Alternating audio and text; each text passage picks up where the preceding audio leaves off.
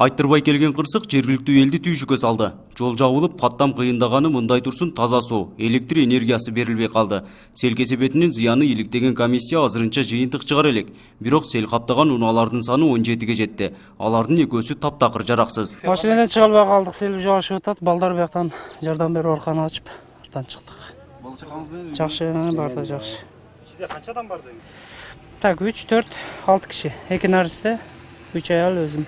Каттуу келген сел Кадамжай шаарынын Орузбеков айыл аймагына бара жаткан. Opel Frontera үлгүсүндөгү автоунааны агызып кеткен. Унаанын ичиндеги 7 адамдын 5өөсү каза болгон. 6 жаштагы баланы өзгөчө кырдаалдар министринин Кадамжай райондук бөлүмүнүн ыкчам тобу жана жергиликтүү тургундар куткарып калышкан. 3 жаштагы бала учурда изделүүдө. Азырынча анын кийимдери гана табылды. 28 май күнү каза болгон адамдардын сөөктөрү туугандарына өткөрүп берилген. Кырсыкка күбө болгон жергиликтүү тургундар буга чейин аймакта мындай каттуу сел келбегендигин айтат. Бул жерде турганбыз арт жагындачы.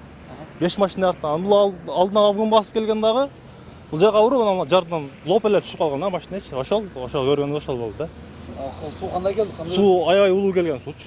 Ошондон келип, машина көмкөрсүн жатып калган. Баллондор аспанын карапчы. Ошондой болгон да. Ошону көрдүм, башка көргөн жок. Суу басылганда, кичине басылганда адамдар келип түшүп, бияктан алып чыгышкан да. Алып чыкканда уже баягы өлгөн адамдар уже жаны жок эле да. Бир бала тирик калды, алып кетти больницагачы. Ошо көргөнүм ошол.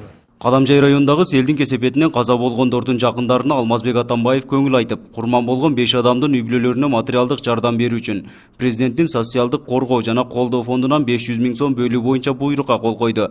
Жабыр тарткандарга жардам көрсөтүү боюнча иштерди уюштуруу үчүн президенттин кеңешчиси Икрамжан Илмиянов кырсык болгон жерде болуп, селдин кесепеттерин жоюу боюнча тиешелүү жетекчилерге тапшырмаларды берди.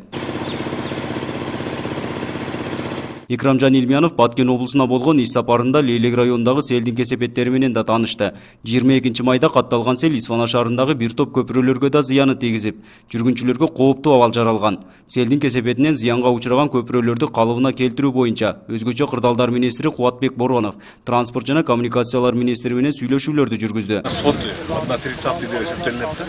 Анан көпүрөнүн качествосу ошого карап салынат.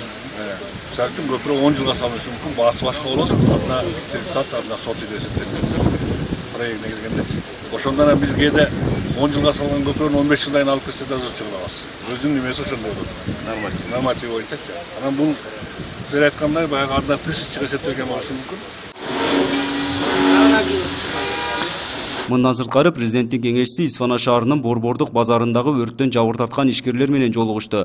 Жолугушууда Икрамжан Илмиянов жабырлануучулардын сабырдуулукка чакырып, аларга мамлекет тарабынан көрсөтүлүүчү жардамдар боюнча сүйлөштү. Иш сапарына депутаттар менен чогуу ушул табигый кырсыктан жабыркаган элдерден бир кабар алып, ушулардын көйгөйлөрүн угуп, бул жерде өзгөчө ушул жерде чоң базар күйүп кетип атат.